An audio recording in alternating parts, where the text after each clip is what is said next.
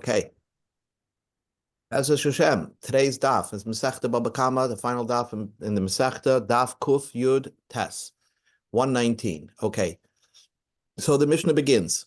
We're going to start from the Mishnah on daf Kuf Yud Ches Amid Beis. So basically, the end of the Masechta deals with how so careful you have to be with Geneva and how so careful you have to be of purchasing from somebody who is a Ganav. So the Mishnah says, Ein loichim in aroyim. You're not allowed to purchase from a shepherd tzamer, wool, v'cholov, milk, or gedoyim, small goats.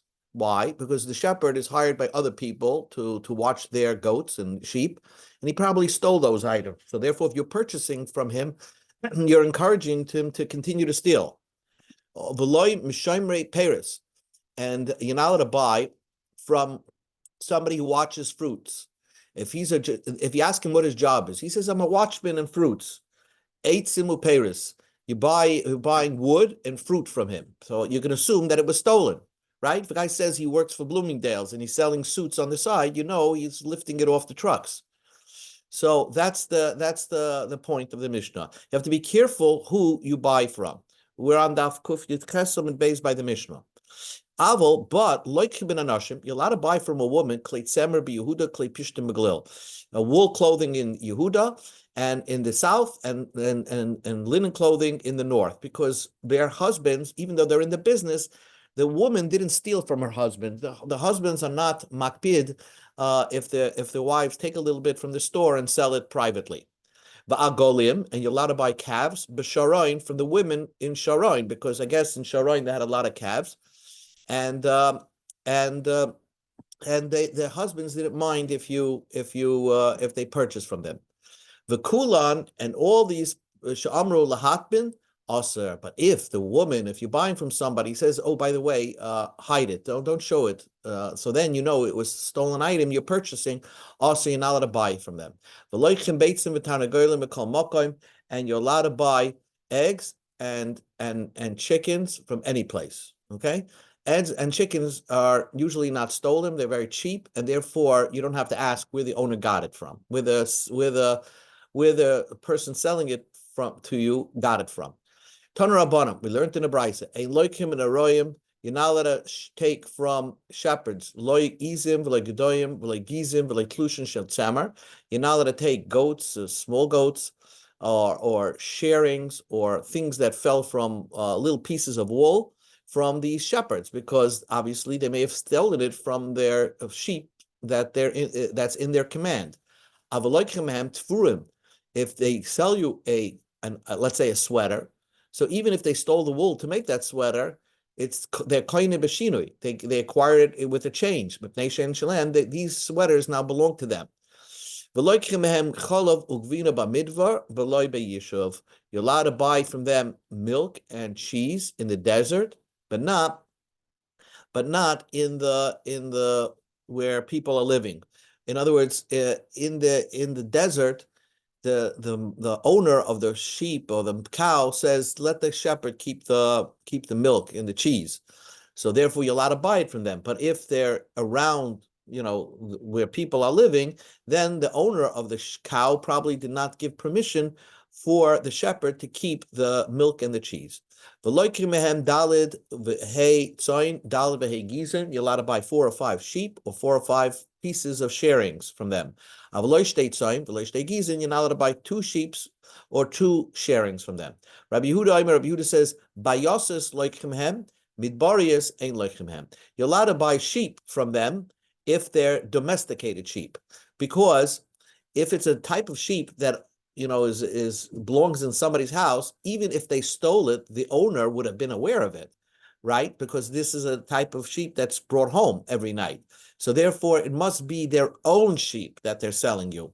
But if midbarius, if they're selling you like a desert sheep, so then we can assume that it's not the shepherd's desert sheep. He probably stole it from somebody whose sheep he was watching. Ain't like him. You don't buy from them. Klol shadavar, and the general rule is kol sharoya meicha ubalabayas margish boy. If the shepherd sells these items, he has a side business, and he's selling these items, and the balabayas, in other words, people who hire him, would recognize if he stole it, So like him, then you could buy from the shepherd, because the shepherd wouldn't have the chutzpah to sell something that the people who hired him know that he stole those items from them. But ein margish, if it's a type of item that an owner would not know if the shepherd stole from him, so there's a good high chance that the shepherd did indeed steal it, and therefore ein loikim hem, you're not allowed to buy it from them. Omar Mar, we learned previously, loikim hem dalid v'hei tzoin dalid v'hei gizim.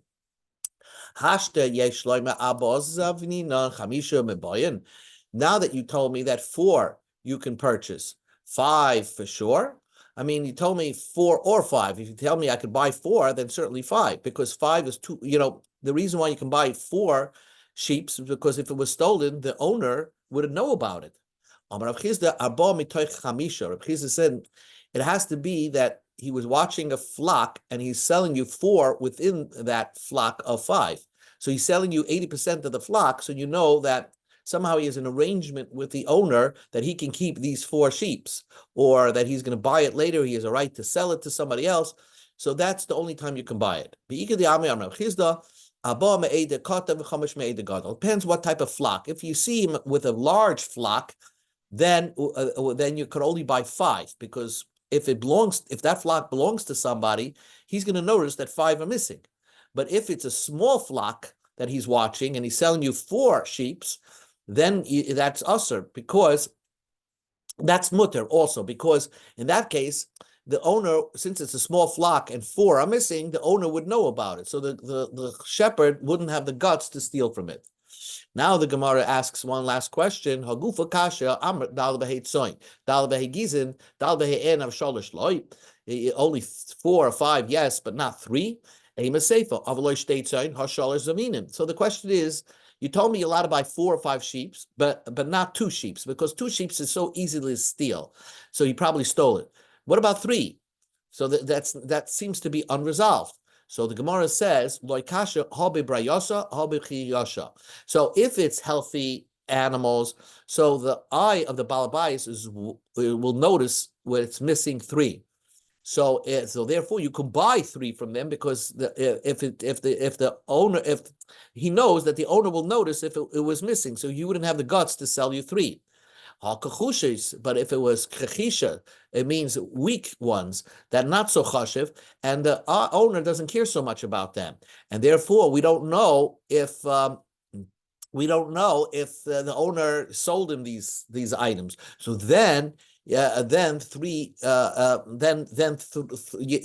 won't be enough. 3 you can't. You have to have 4. Says the Mishnah. What does that mean? The question was, Rabbi Yehuda Reisha Koyel Chumra, Idilma Seifa Koyel Kula.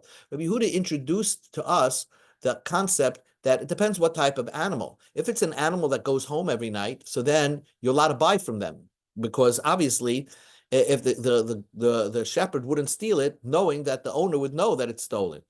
And midbarius you can't. So what does it mean? What does it mean? But midbarius you can't buy from them. So the Gemara asks like this: when they're going, that Rabbi Yehuda is very machmir. In other words, the Tanakama says you could buy 4 or 5 sheep from them, and Rabbi Yehuda is saying only if they're domesticated sheep. But if they're desert sheep, you can never buy from them. Or maybe the opposite. Rabbi Yehuda is becoming very lenient.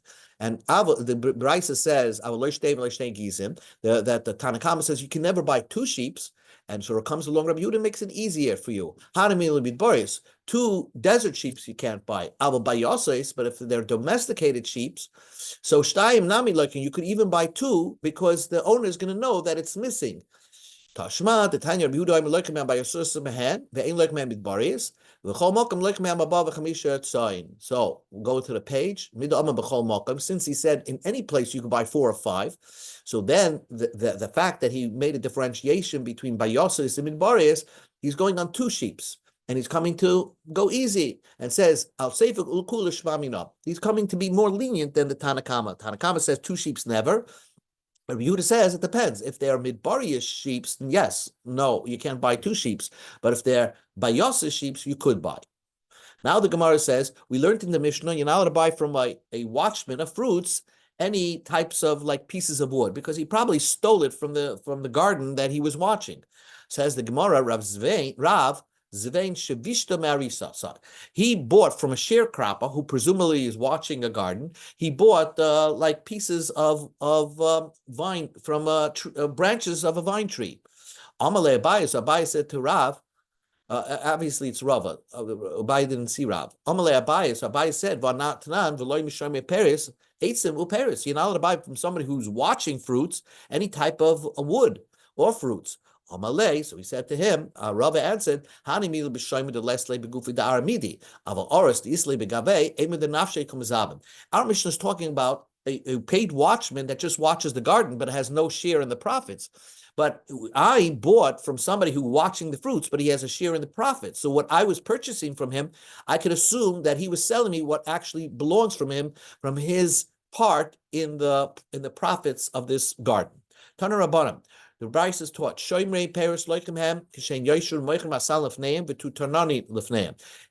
guy who's watching fruits, you're allowed to buy from him anything when he's sitting and in front of the garden. And in front of the garden that he's supposed to watch, he's sitting and selling. And let's say he has a weight in front of him, a scale in front of him. He opened up shop right in front of so we can assume that he has permission from the owner to sell this fruit. The kulan sh'amru, but if he says hatmein, I want you to hide, you're usher to hide because that's not permitted. Then the Mishnah says, the Brisa says, you're allowed to buy from these watchmen if they're selling you at the opening of the garden, but not if they're selling you in the back door of the garden, because we can presume he has no permission from the owner to do that. Itmar, we learn, Gazlan, if you know a guy steals, he's a known stealer, nothing he has is his own. When are you allowed to purchase from him? When can you assume that when you buy from him, that it's not, he's not selling you stolen items, he's selling you actual things that really belong to him. Rav says, until you know most of the items in his possessions belong to him. And even if a little bit belongs to him and most of his stuff is stolen items, you're allowed to buy from him. And because you can assume, you don't have to go ask him, where did you get this stuff? If you can assume that some of this material that he owns belongs to himself, so then you can buy from him. Rav Yehuda paskin for adadayola, like Shmuel, that even that you're allowed to purchase from a gazlan if you know that a little bit of the items, a small percentage of the items that he owns, that really belong to him and are not stolen items. Now the Gemara says an interesting thing.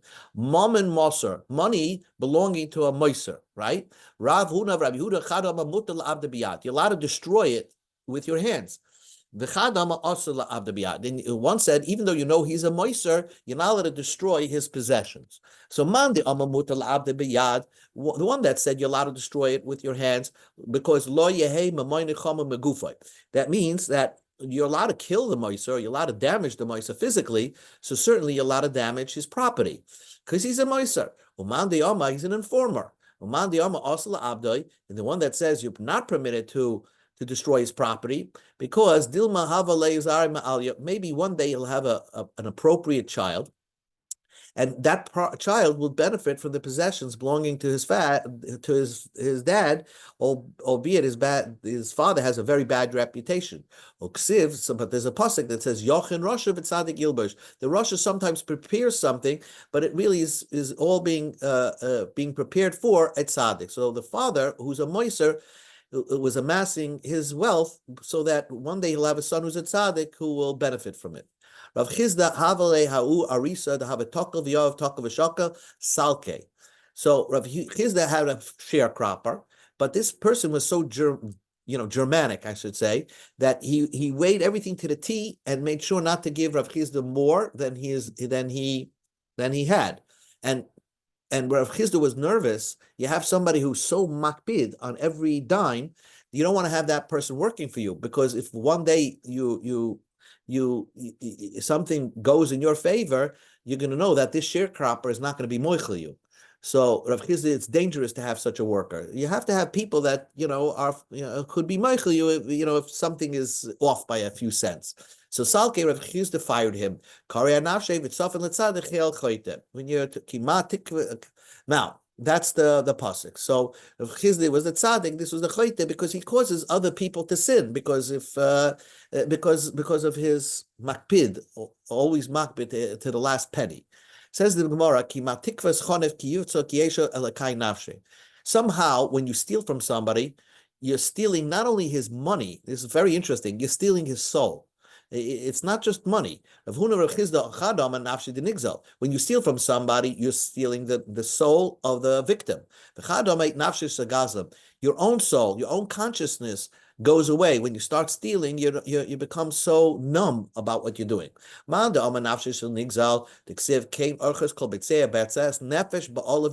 taking the soul of the one you stole from, the one that owned the property. And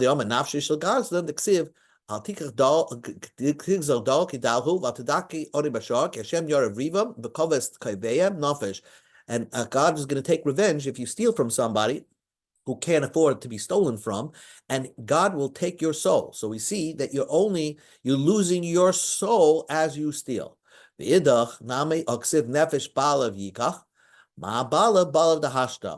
That means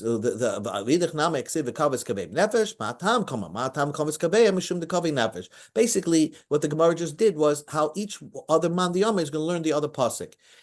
So you could always spin the pasuk to refer to the nefesh of the nigzal or the nefesh of the gazlan. So what to remember is it's not only money that's being stolen; somebody's soul is being stolen.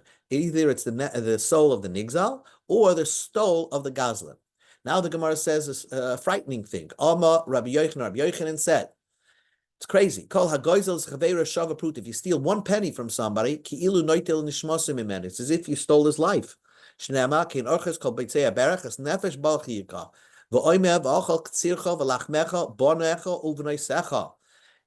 stealing. If you take his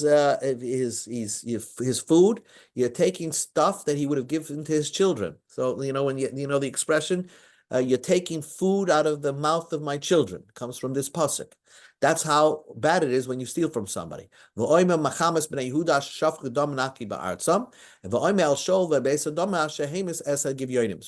Rabbi Yochanan brought 4 psukim to prove his point, that if you steal from somebody just 1 penny, it's as if you stole his life away. And one of the psukim is he brought that Shaul HaMelech killed the Givonim. Because now we don't find in Tanakh that Shaul HaMelech killed the Givonim. So the Gemara is going to explain in a minute. Why did Rabbi Yochanan bring so many psukim? So the Gemara says, are you going to say? You would think that you're only stealing his own life. But now the pasuk added not only is stealing his own life, but the life of his children, because now he doesn't have food to feed his children. It's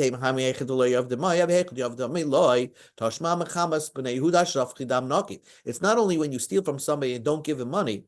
Even if you gave him money, but you took away his item, probably the item that he needed and did not want to sell, that's also an avera of taking somebody's life. It's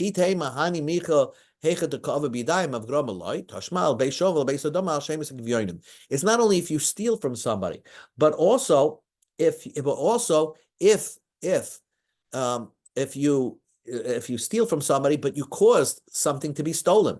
Because where do we see that Shaul HaMelech stole from the guy, killed the Givonim? Because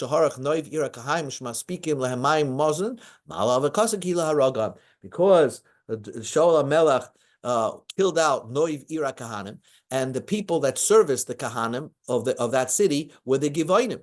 And they were out of a job when the whole Noiv HaKahanim was slaughtered. So therefore, Shaul HaMelech is considered, because he killed the livelihood of the Givonim, it's as if he killed the Givonims themselves.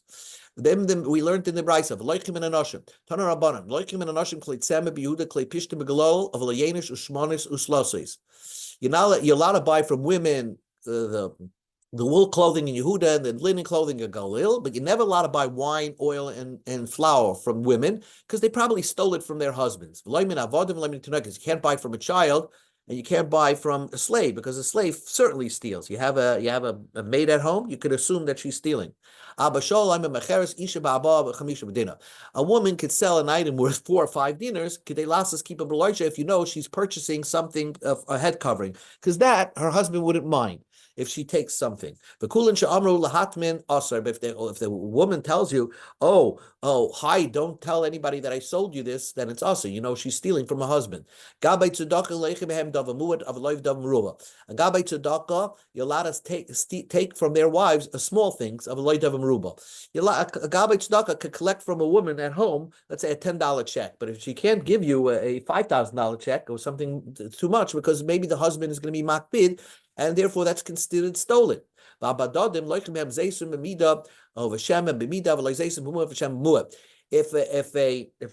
wife of a olive presser, she can sell in large items, but if she's selling you olives in small amounts, then she's stealing from her husband. If she sells you in large amounts, maybe her husband, had to run the business. Rab Shimon Gamliel like Menashem Zaysim B'Moed B'Glil Elyon Shepa'amen Adam Baish Limcha Al Beisei Pesach Beisei and Ishtaim Mecheres.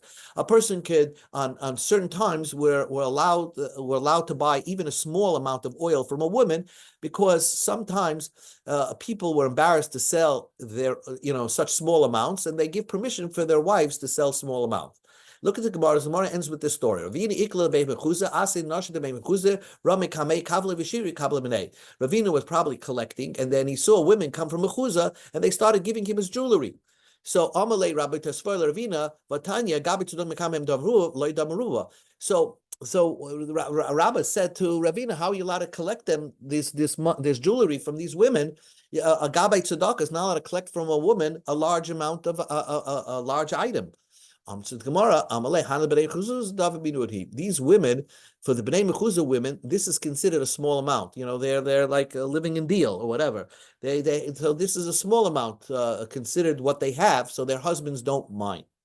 Now the Mishnah says, "Mochin shekoyves moitzi." Fascinating thing: strings that the trimmings that the guy who washes clothing has that came off the clothing. Harei l'shlo, he's allowed to keep it. But if he's somebody that combs the wood. In other words, he's a carder. Carder, if you look at the picture over here, this is what a carder. He combs the wood, combs the wool, so then he's not allowed to keep it. Harayel should buy a bias. Those strings that come off, he has to give it back to the owner. They used to leave little strings at the end of a garment when they made a garment, so the washer, he could take those 3 strings and they're his. But if they're 4 strings, he has to give it back to the owner. If there's black strings and the garment is white, so you can assume that the owner doesn't mind if he cuts off the black strings, because they don't look nice on the clothing anyway.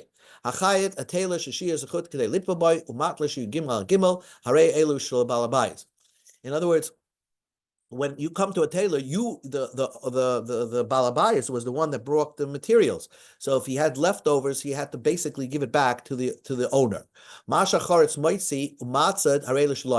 A guy gives wood to a carpenter, so whatever comes off the adze that belong to him, because they're small pieces. Uvakshil, but whatever he was using with an axe and big pieces fell off the item. Let's say he came to a carpenter with a big piece of wood and told him to make a chair. So he's using an axe to make the chair, and big pieces of wood are falling off the wood that the balabais gave him. He has to return it. If he's working in the house of the balabais, even the wood dust belongs to the balabais.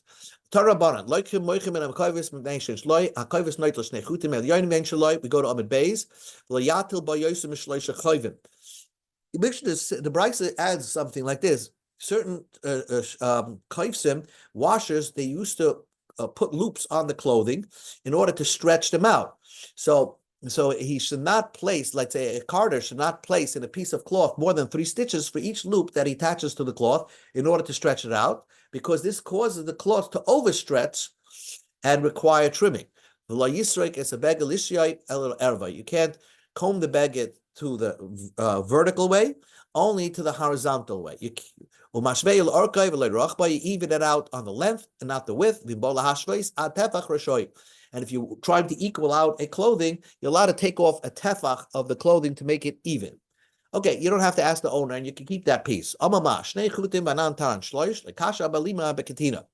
It depends. We said that that a koivis is allowed to take two strings, and in our mission it says he's allowed to take 3 strings. It depends what type of strings. If they're strong strings, then you can only take 2. If they're weaker ones, like in our Mishnah, you can take even 3. It depends. Sometimes you're allowed to comb. You're allowed to comb in one direction if it's a garment. But if it's and we don't want you to comb it in the other direction because there's a high risk that you're going to rip the clothing. But if it's an elegant cape, then we allow you to comb it in the vertical way, even though you might rip it, but the owner wants you to do it that way because it looks better. The job will be better, and he wants to look elegant with this cape. In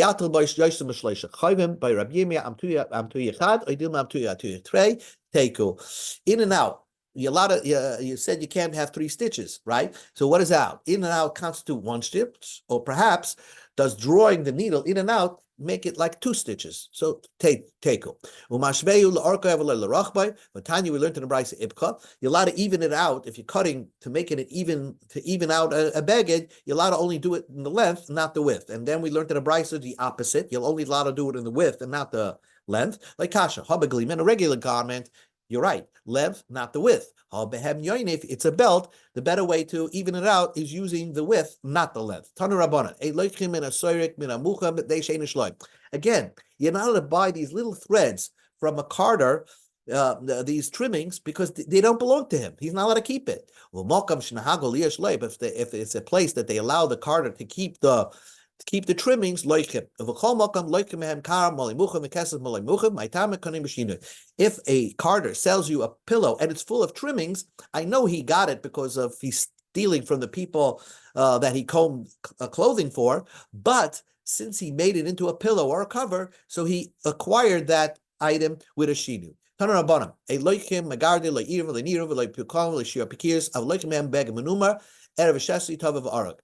So basically, again, you're buying from a tailor. You can from a weaver. You can't buy wards, which are used to hold the bobbin in place on a shuffle, nor heddles, nor threads of the bobbin, nor remnants of the coils of thread that were left on the spool, because these are taken from the customer, basically. But you can buy from him a spotted clothing because because they certainly, even though he stole it and put it together and made it into a baguette, obviously he was koine b'shinoi, and therefore you could buy it. Tavi v'arig, spun and woven. So the Gemara says, Amrei har mishtavi shakli arig mabaya. If you can allow to take a spun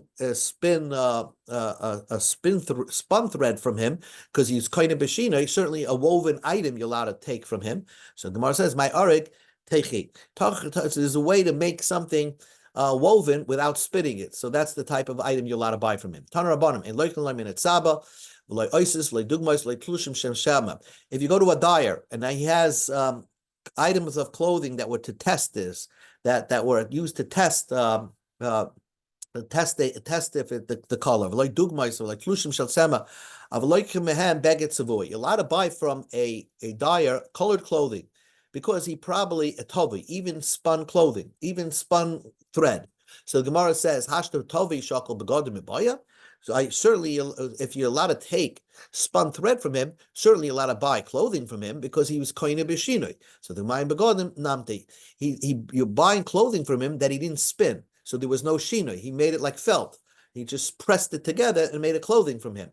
Basically, if it's something that he made a shinoi, he made a change, you're allowed to buy from the dyer, even though I know he got it from the customer, but he was kind of a shinoi. But if it's something that there is no shinoi, you're not allowed to buy from them. That's the general rule. Again, the Gemara just goes,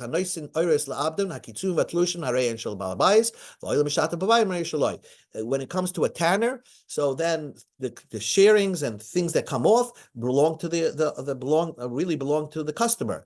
But things that float up while in the soaking process in the water, then the tanner is allowed to keep that pieces of leather. A washer is called a katzra, the katra shakale, and he's allowed to take the little extra pieces off the clothing and keep it for himself.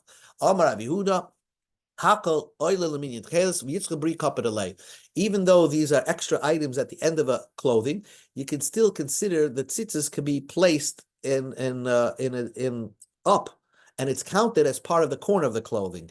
But Yitzchak Bri, my son, would be makbid since you're supposed to cut it, and a washer generally will cut it off. So therefore, my son would not count it as part of the length that you keep the tzitzis away from the corner. We can't imagine this because our clothing is different. Anyway, in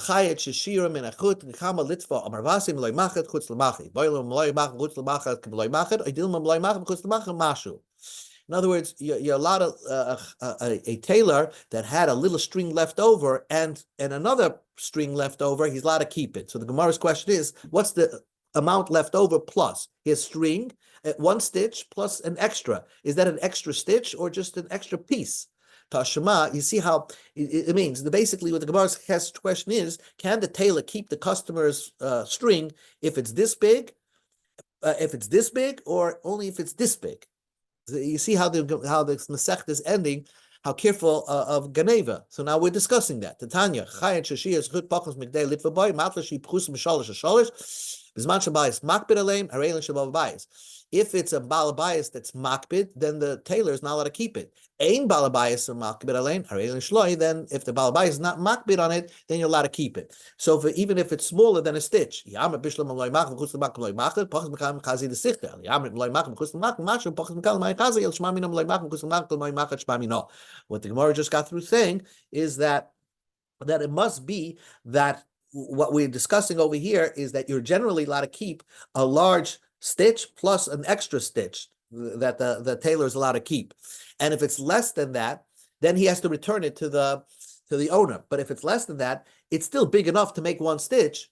He's allowed to keep, but he's allowed to keep. But if the Mishnah only meant you're allowed to keep one stitch plus a little bit more, once you have less than that, it's not worth to do anything.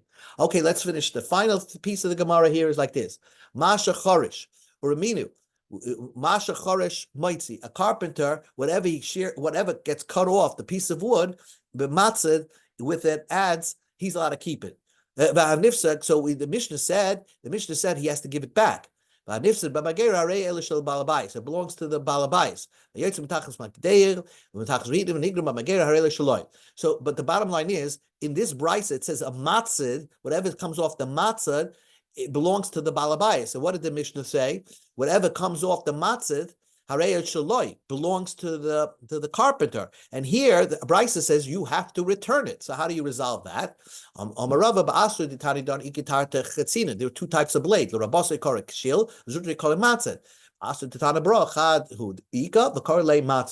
other words, in the Tan of the brisa, there's only one type of blade, but it's a big blade. So basically, when you're chopping or when you're using it, this matzah, by the way, a matzah is this.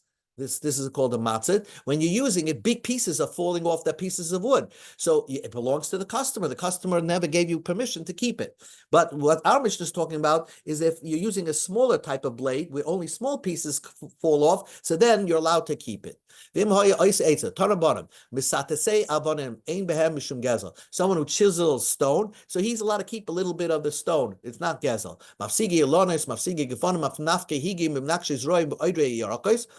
So these people are working, trimming trees. They work in trimming trees, trimming vines, whatever. You hire your gardener. So what can he keep? If the balabais is makbid, yesh b'emishim gezel. So if you're a gardener, you have to be careful not to walk off with some of the branches that you've been trimming. But ain't a balabais makbid aleim. If the balabais is not makbid, harei shelo, you're allowed to keep it. Amar Rabbi Yehuda, kishis v'chaziz. Kishis is hops. The chaziz is a type of fodder that really grow around wheat and barley. So then, ein b'emishim gezel. If you take it, it's not considered gezel. I guess the gardener is allowed to keep it because the balabais is not makbid on them. But if you're in a city that every little last thing that people are makbid in it, yesh b'hemishim gezel, even stealing one hop or one fodder is considered gezel. Amar Ravina made a comment. It's a little harsh comment. Masa Mechasia, the fancy city in Bava called Masa Mechasia, Asra de Kaptihi, people are very makbid on that, and therefore Rashi makes it easier. The reason why they're makbid is because it was a place that people shepherded animals, and they need this lemira tov. Rashi ends off tov. They need it for for food for the animals, good food for the animals, so they're makbid if you take their fodder. Okay, Hadranullah, Hagaizel Basra, Uslikala, Mesechta, Mesechta Baba Kamma, Rach Mesechta Baba Kamma, Hadranullah, Taitlum Baba Kamma, Taitlum. Okay, Go ahead. make a Siyum, everybody, and drink.